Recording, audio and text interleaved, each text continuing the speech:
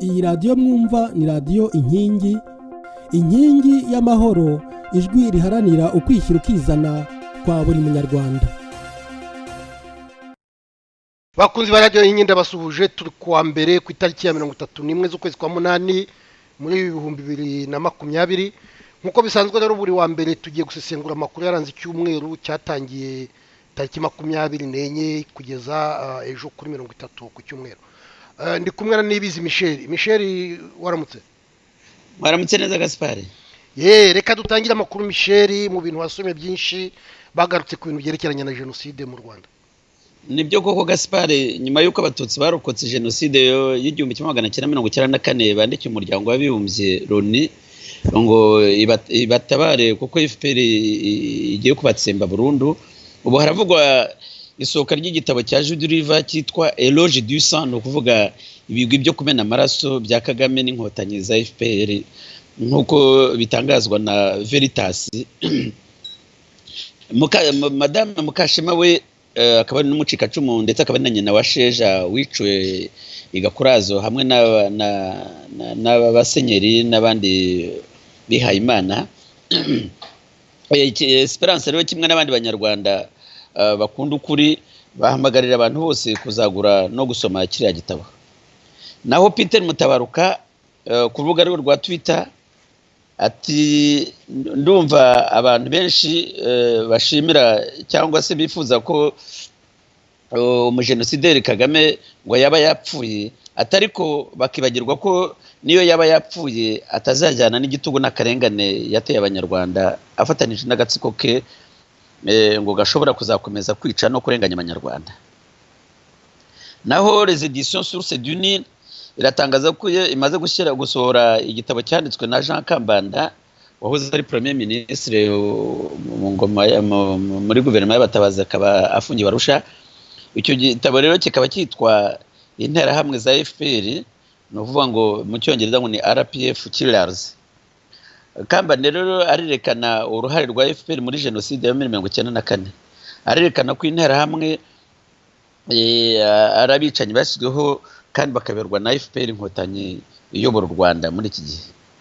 Naho Musangwa Arthur akaba ari umwanditsi mu kinyamakuru Igihe ati Gilbert mwene data washakaga kuyobora u Rwanda mu 2017 ngo yahamagariye abarokotse jenoside muri 1994 kwitandukanya na FPR inkotanyi, avuga ko ngo FPR arabicanyi bagurisha imibiri y'abazize jenoside. Ngo aya magambo Arthur waravuga ko aya magambo arayo guhakana jenoside no gusiga icyasha ubuyobozi kandi nyamara ari ukuri kwambaye ubusa.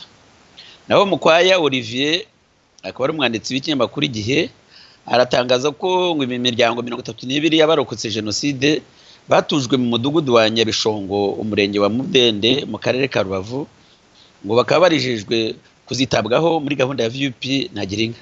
Ariko umuntu akaba yakwibaza impamvu bategereje imyaka 26 ngo bubakire abarokotse ku icumu kandi imfashanyo zaratanzwe ari amamiliyari n'amamiliyari. Claude Gatebuke muri The Rwandan ati Tom Ndahiro yapfuye ahagaze, ati ntabwo akwiye kwitwa umushakashatsi kuko atabifitiye ubushobozi, ahubwo n'umuhezanguni umushizi w'isoni, akaba ndetse ngo ari ukwamaganwa. Naho Robert Mugabo n'imindikwe uyobora Jambo SBR ati ijambo ntabwo ari y'ubwoko bumwe, ati twibuka bose kandi dushishikajwe nuko akababaro ka buri wese kumvikana. Ibi akaba bitangaje mu kiganiro yagiranye na The Rwandan. The Rwandan kandi yaganiriye na Jean Mahoro, akaba ari umuvugizi wa Darfu Murinzi, akaba ndetse mucikacumu uherutse gusabirwa ihagarikwa ry'imfashanyo yagenerwaga na FARG. Ikiganiro rero kibanze kubisabwa kugira ngo ufashwe na FARG. Mahoro kandi yaboneyeho n'umwanya wo kugaragaza ko Tom Ndahiro yuzuye ingengabitekerezo ya jenoside kandi ko akwiye gufungwa hamwe n'agatsiko ke. Naho Amiel Nkuriza mu kiganiro ibi turimo yagiranye na Tarisise Mana, akaba ari umunyamakuru yibukije amagambo ya Mutagatifu Kizito Mihigo aho yagize ati kuko twakorewe urwango ni twebwe tuzaba abahamya b'urukundo. ngo ibi byerekana ko yarenze iby'amoko maze ashyira imbere imbabazi n'ubwiyunge. Igika cya kabiri rero Gaspard kijyanye n'umubano n'amahanga. Radio France Internationale iratumenyesha ko nyuma y'aho umunyekongo atangaje ko abasirikare b'u Rwanda bishe abarenze igihumbi mu karere ka Kasika muri Repubulika Iharanira Demokarasi ya Kongo, Ambasaderi Karega w'u Rwanda muri Repubulika Iharanira Demokarasi ya Kongo yaramushubije agira ati ni amateshwa, ati ni ugusebya u Rwanda, ati ndetse na propaganda y'urwango. Ngo icyo gihe rero kuri ayo magambo ya Karega abanyekongo batandukanye barakamejeje basaba ko Karega yakwirukanwa. Agence France Presse yo iratangaza ko hari petition irimo gucicikana isaba ko abantu basinya ari benshi kugira ngo leta ya Repubulika Iharanira Demokarasi ya Kongo yirukane Ambasaderi Karega Vincent. Ikinyamakuru Politico iratumenyesha iratugezaho amagambo ya Martin Fayulu usaba ko Ambasaderi Karega yirukanwa kubera amagambo y'urukozasoni ndetse akaba hakana ubwicanyi ndengakamere bwakozwe na FPR inkotanyi bushobora kwitwa genocide. Ikinyamakuru Direct CD cyo kiramenyesha ko ngo imiryango y'abaturage yitwa Ruca na Firimbi yo muri Repubulika Iharanira Demokarasi ya Kongo ugiye gutangira sitini yo gusaba ko Karega yakwirukanwa muri Repubulika Iharanira Demokarasi ya Kongo.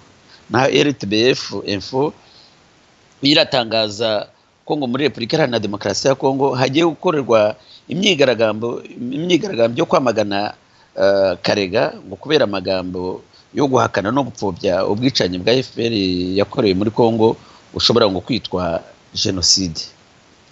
Nawe ikinyamakuru cy'u Rwanda cyitwa New Times icyo kiratangaza ko ngo umunyabanga mukuru wa umuryango w'ibihugu bigari umuryango w'ibihugu byo mu karere k'ibiyaga bigari, umuryango ukaba uhuza ibihugu bigeze kuri 11 ngo itangaza ko uwo munyamabanga agiye yayoboye inama y'abahagarariye ingabo zo mu Burundi n'u Rwanda ngo mu rwego rwo gukemura ibibazo ibihugu byombi bifitanye, ngo bakaba ari amahirwe n'inzira nziza. Naho The Chronicle yo iratangaza ko ngo abakuru b'ibihugu bya Angola, Burundi, Uganda, Repubulika Iharanira Demokarasi ya Kongo ndetse n'u Rwanda ngo bazahurira i Goma mu minsi ya vuba bakiga ibibazo birangwa mu karere. BBC yo yatangaje ko ngo Red Itabara akaba ari umutwe ushyigikiwe na Kigali urwanya intwaro yo mu Burundi, ngo iyo Red Itabara ikaba yaragabye igitero mu Bugarama ngo mu ntara ya Rumonge mu Burundi. Ngayo rero amakuru n'abategaje ku bijyanye n'umubano n'ibindi bihugu. Gaspard urakoze Michel. Rero noneho buriya wakurikiza byerekeranye n'umutekano Michel. Urakoze cyane.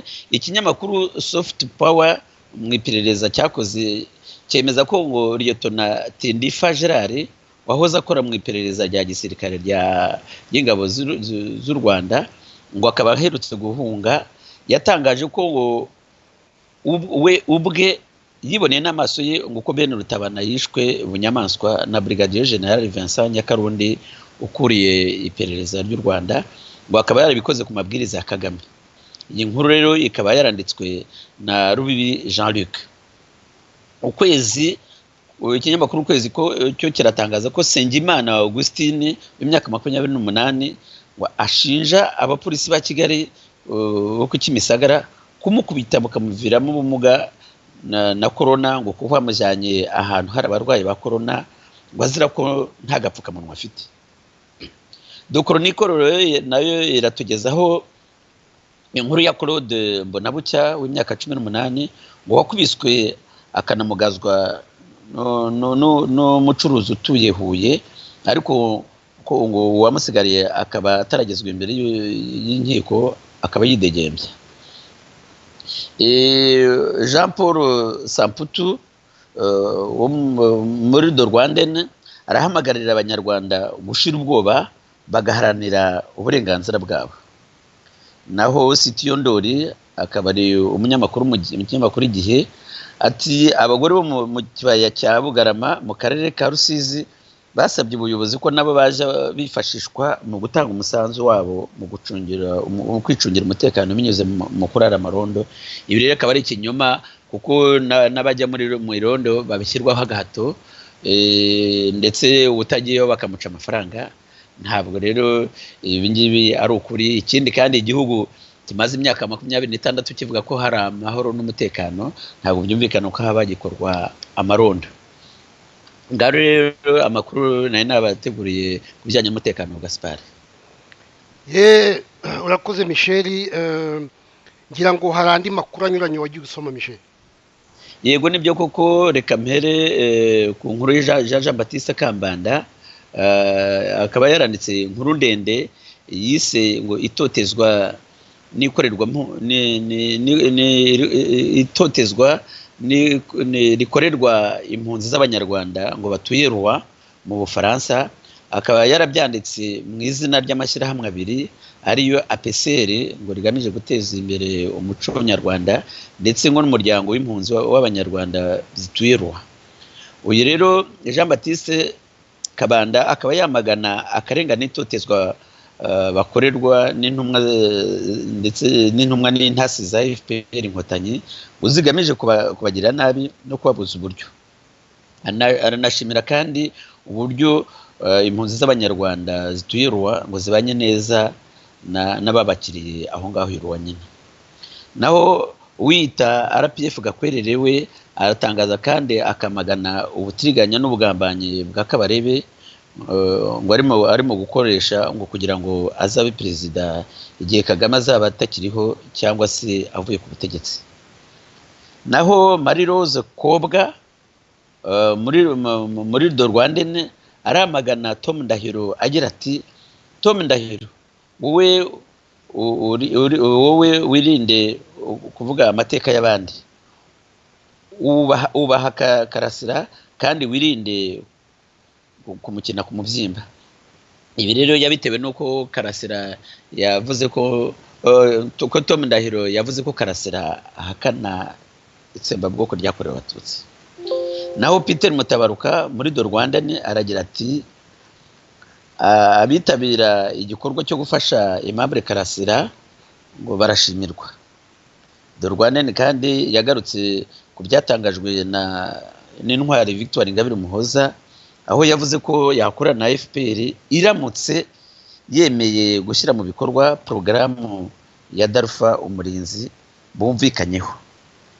Naho Do Rwandene kandi iratangaza amagambo y'urukozasoni y'umwuzukuru wa Ngurube Nduhungirehe Olivier, aho ashinja impunzi z'abanyarwanda ziba mu Bubiligi no mu Buholandi gukwirakwiza ingengabitekerezo ya jenoside, kandi ko ngo jambo iceberg ngo ari siderishya.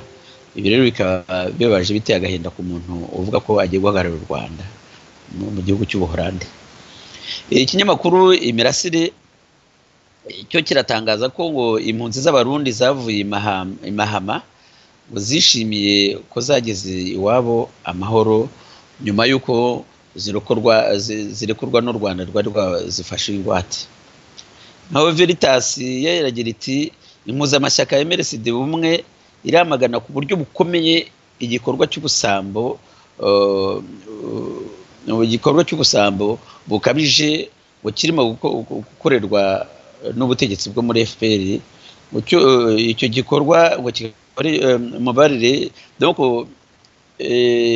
MRCD irimo kwamagana igikorwa cy'ubusambo bukabije kirimo gukorwa n'ubutegetsi bwa FPR cyo kugurisha imitungo itimukanwa y'abanyarwanda ngo batari mu Rwanda. Naho Rosepe Info yaganiriye na Thomas Nahimana asobanura aho yavanye amakuru ko Kagame atagifite ubushobozi bwo kuyobora igihugu. Ni ikiganiro yagiranye na Jean Claude Murindahabi. Reka ndangirize amakuru ya politike kuri uyu mugani waturutse ku mugabo kuri nyakwigendera Rwigara Asena Paul, aho uwanditse iyi nkuru agira ati, utazi umwanzi afasha FPR. Ngaro y'amakuru nateguye ku bijyanye na politike Gaspard. urakoze Michel, noneho wajya ku gika cy'imibereho y'abaturage ugatangira ku byerekeranye n'ubuvuzi Michel. Urakoze.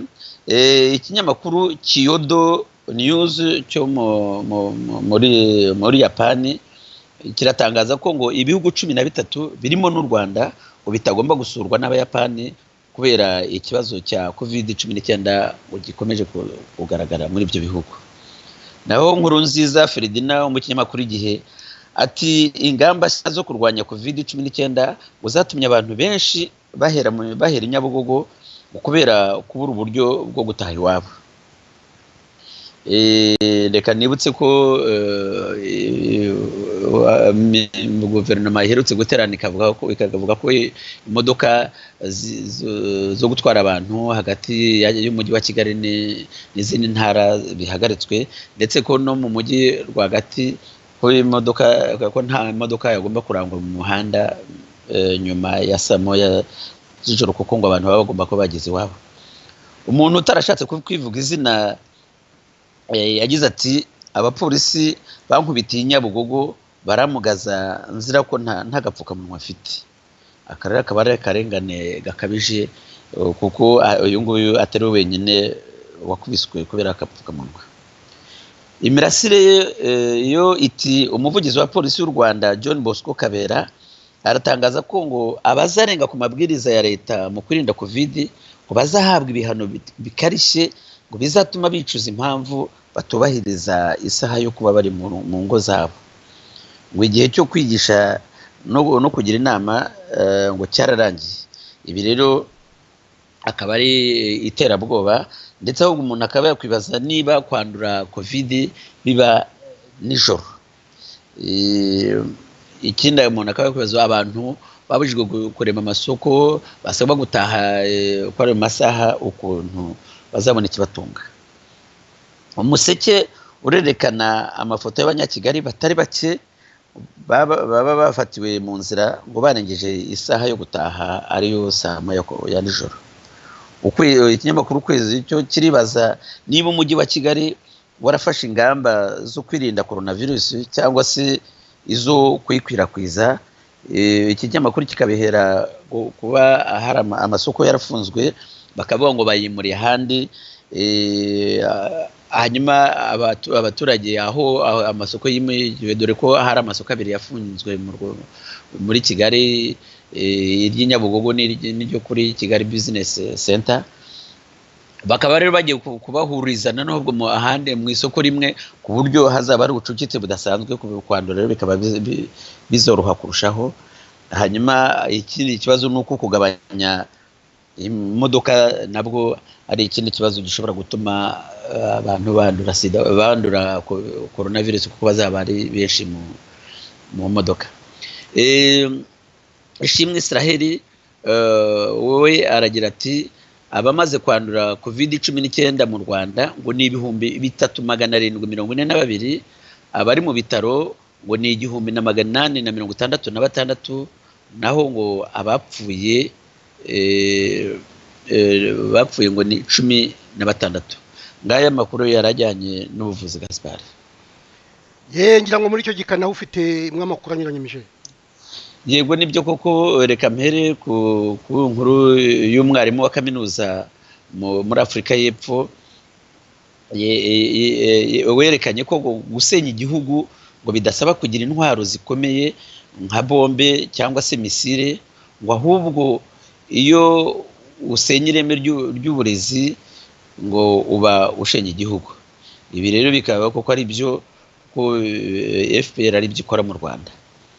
Ikinyamakuru Igihe mu nkuru ya Iradukunda Serge aragira ati abarimu batujuje ibyangombwa ngo batangiye kwirukanwa ku mirimo yabo. Ibi rero bikaba bitumvikana iki gihe cya coronavirus, aho kugira ngo abarimu bakomeze guhembwa ahubwo barimo no kwirukanwa ku kazi kabo ku buryo nta mahirwe bafite yo kuzasubira ku kazi igihe amashuri azaba atangiye, dore ko ngo bavuga ko ashobora gutangira mu kwezi kwa mbere umwaka utaha. Imirire mibi rero nayo itera kugwingira yabaye icyorezo mu Rwanda. Nka Hakizimana Jean Paul wo mu kinyamakuru Igihe ati mu karere ka Ngoma harabarirwa abana barenze 3,800 bagwingiye, naho Prudence Kwizera nawe mu cyamakuru Igihe ati mu karere ka Ruhango harabarirwa abana barenga 15,000 bafite ikibazo cy'imirire mibi. Naho Isaac Mbitezimana mu kinyamakuru Ibisigo ndetse n'ikinyamakuru Umuryango biremeza ko ngo muri Nyaruguru umwana w'imyaka 15 yafashwe ku ngufu n'umusirikare ngo nyuma yo kumushwanyagurizaho ikariso ye yari yambaye. Ibi rero ngo byabereye mu murenge wa Mata, none ngo uwo musirikare akaba yidegembya. Mu Museke rero Musenyeri Cyahana arasaba abanyamadini n'abanyamatorero ngo kugira uruhare runini mu kwigisha no gukumira ihohoterwa rishingiye ku gitsina rikorerwa abangavu. Naho Sidiyo Ndori mu kinyamakuru Igihe ati mu karere ka Nyamasheke umwuga w'uburaya uteye inkeke nko mu duce twa Tyazo, Kirambo, Karengera, Nyamasheke, Ntendezi na Bushenge ngo ku buryo abaje mu buraya ngo bagiye guhugurwa ku nyungu zo gukoresha agakingirizo. Naho Naomi Irakoze Mugaragu wati kubera ubukene n'inzara kurya inyamaswa zo mu gasozi ngo ni imwe mu mpamvu ishobora gutera indwara z'icyorezo. Ibi rero kurya izi nyamaswa biterwa nuko abantu baba bakennye kandi bashonje. Naho Umubavu uragira uti abaturage bari batuye mu karere ka Gasabo mu murenge wa Remera mu kagari ka Nyarutarama mu mudugudu wa Kangondo ya kabiri hazwi nka Banyahe bakaza gusenyerwa n'umujyi wa Kigali uvuga ko ngo wari kubarinda ibiza, ngo bakambitse amahema mu matongo yahahoze hari inzu zabo, ngo bakaba barakoze igisa n'imyigaragambyo ariko kugeza amagingo aya nta ngurane cyangwa imfashanyo yo gukodesha bari bahabwa, abenshi ngo bakaba barara hanze. Nyuma do Rwanda yagarutse kuri iyi nkuru ivuga ko polisi n'abasirikare ngo baje kubirukana aho bari bakambitse. Ikinyamakuru Rugari cyo kirabaza niba Donier Karera waba ari inyuma y'iyo sengerwa ry'abaturage ngo yaba aryama agasinzira kubera imiborogo y'abaturage yahemukiye. Naho Dusingizimana Remy wo mu kinyamakuru Umuryango ati umujyi wa Kigali watangaje ko igihe cyo gufunga amasoko abiri abantu bari benshi bahahiragamo akaba ari iryo kwa Mutangana n'irya Nyarugenge rizwi nyine nka Kigali City Market, ngo yongereweho iminsi 7 yo kuba afunzwe.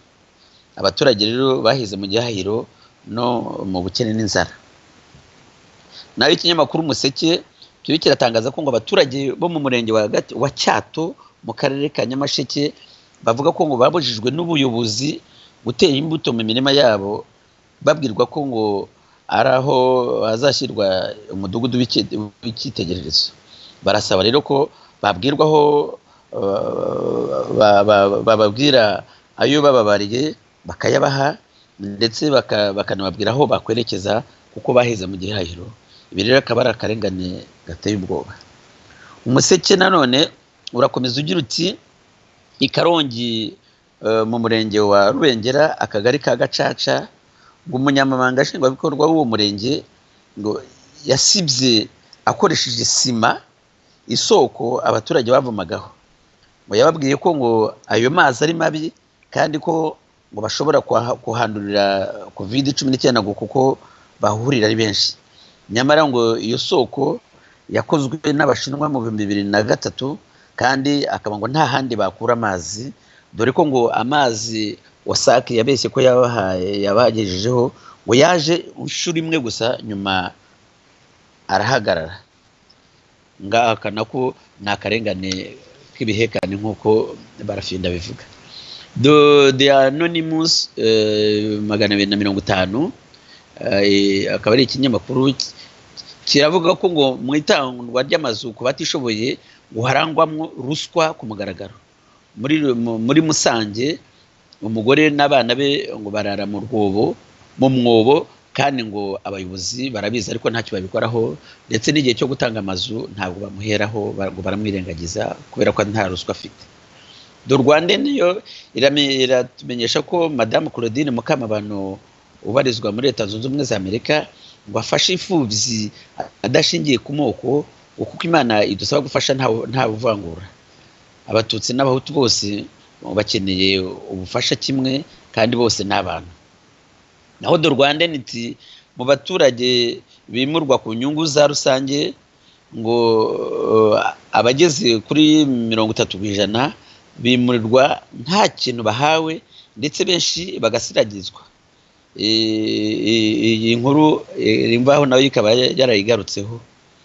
Naho Ephraim Murindabigwi mu kinyamakuru Kigali Today aratumenyesha ko mu karere ka Ruhango imidugudu 17 ngo yahize indi mu kwishyura mituweli 100%, bikaba yarahembwe igare. Ngo iyi midugudu yabishyizemo imbaraga zidasanzwe, ibi bikaba byumvikana ko abaturage bashyizweho iterabwoba kugira ngo batange ayo mafaranga.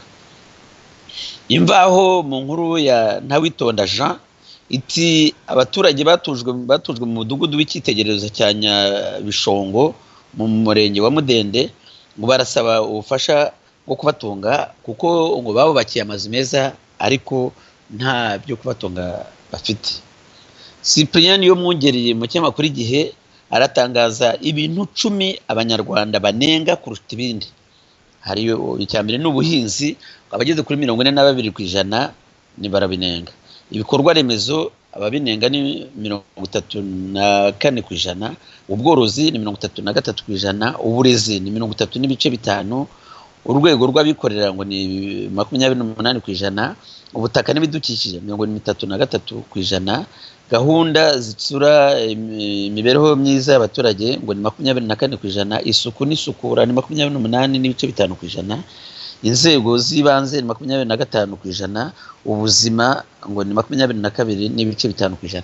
Iyi mibare rero itangwa na leta igaragaza buri gihe abari munsi y'imibare y'ukuri, ariko ibi ngibi bikaba byerekana ko hari abaturage batinyuka kuvuga bakerekana ibitagenda, bigaragaza nyine ko ibikorerwa abaturage biba bidashingiye ku bushake n'ubushobozi bwabo.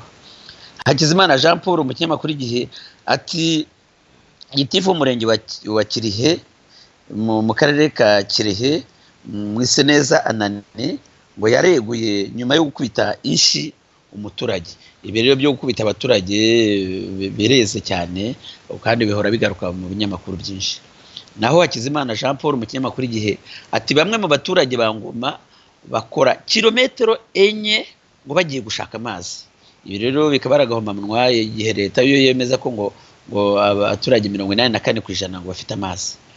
Ishimwe Deborah mu kinyamakuru Igihe ati komisiyo y'uburenganzira bwa muntu yatangaje ko kwishyurwa bitinze inyishu nkeya ari bimwe mu bibazo bibangamiye abaturage bimurwa ku nyungu rusange.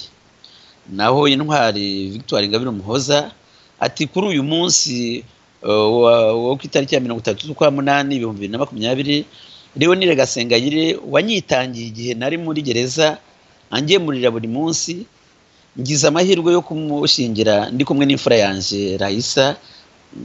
Leonire rero ngo yabaye aho Raisa atashoboye kuba, ngo ni umunsi w'umunezero kandi ngo turashima Imana.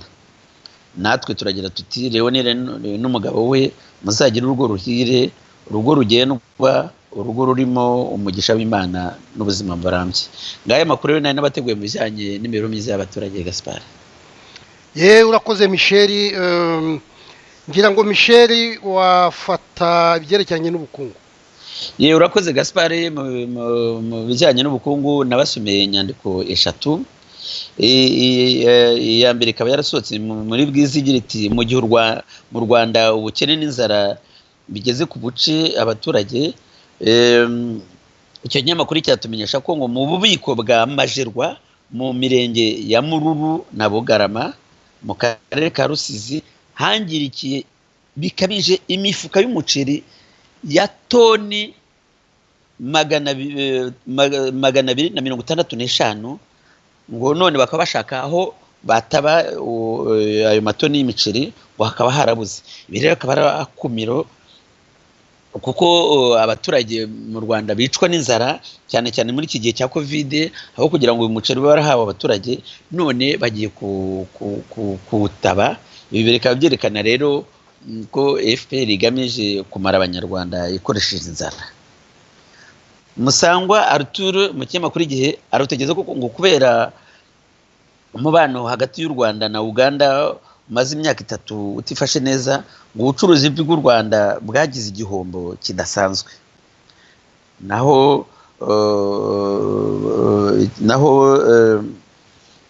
ikinyamakuru The Rwanda niyo kiratubwira kiti mu gihe ubukene n'inzara bimereye nabi abaturage, mu mujyi wa Kigali urimo gusesagura umutungo w'igihugu ngo mu ivugururwa ry'amasangano y'imihanda bita rond-point, ngo harimo iryo mu mujyi rwagati n'irya Kigali Business Center.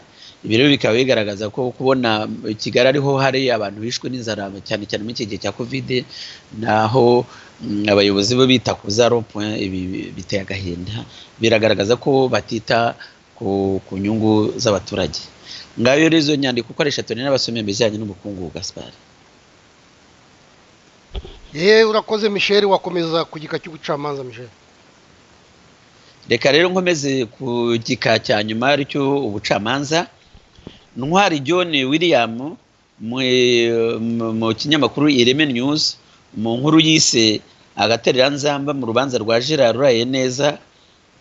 Uyu akaba ari umuyobozi uhagarariye mu mategeko kaminuza ya Gitwe, ibitaro bya Gitwe ndetse n'ishuri ryisumbuye rya Isapage. Akaba John Ntwari yemeza ko iburanishwa rya rwiyezamirimo Gerard Urayeneza ngo rikomeje kubamo igihu kitagaragaza icyerekezo cy'iyo bishyira ngo dore ko no ku munsi wa mbere afatwa ngo byatangiye mu rujijo rwinshi. Ngo nubwo rero nta muhamya n'umwe ushinja Urayeneza kugira uruhare urwo ari rwo rwose muri jenoside, ubushinjacyaha bwo bukomeje kumugerekaho icyaha cyo kuzimiza no gutesha agaciro ibimenyetso ku makuru ya jenoside. Urukiko rwamwangerero bwangiye Urayeneza kurekurwa ngo ajye kwivuza dore ko arwaye bikomeye. Iyi nkuru ikaba yagarutsweho n'ibinyamakuru Umubavu n'Igihe. Umubavu kandi uratumenyesha ko umushinjacyaha w'urukiko mpuzamahanga rwashyiriweho u Rwanda Arusha, Serge Bramets, ngo ari mu Rwanda mu bikorwa bigamije kunoza dosiye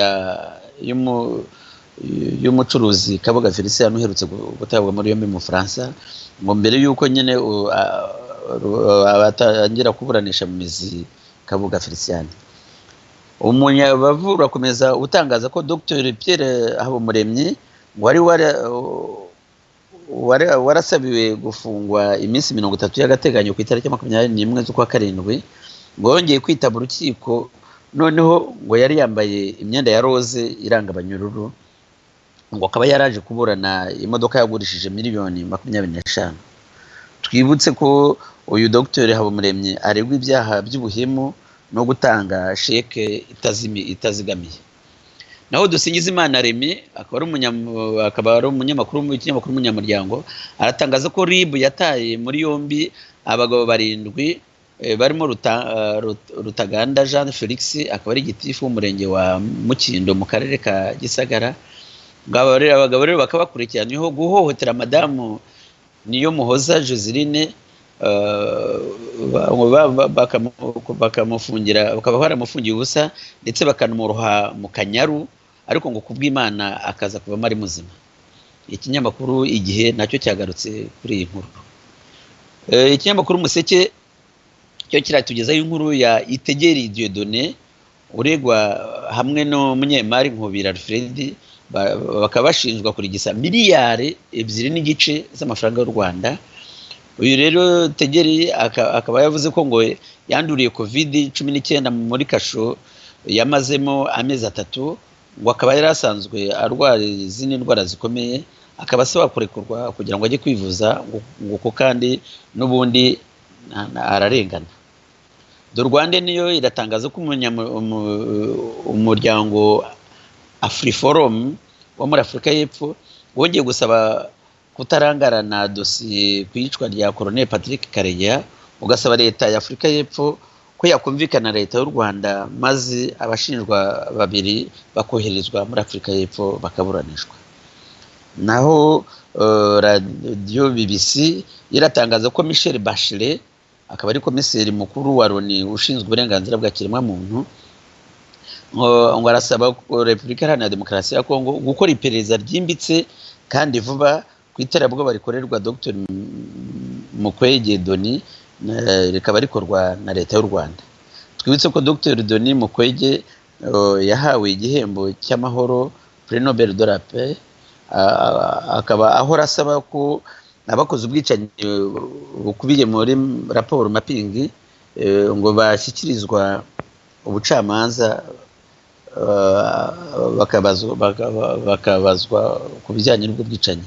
Abashyirwa mu majwi rero abashyirwa mu majwi muri ubwo bwicanyi bufatwa nka jenoside yakorewe impunzi z'abahutu muri Repubulika Iharanira Demokarasi ya Kongo ni ingabo za FPR Inkotanyi iyobora u Rwanda muri iki gihe.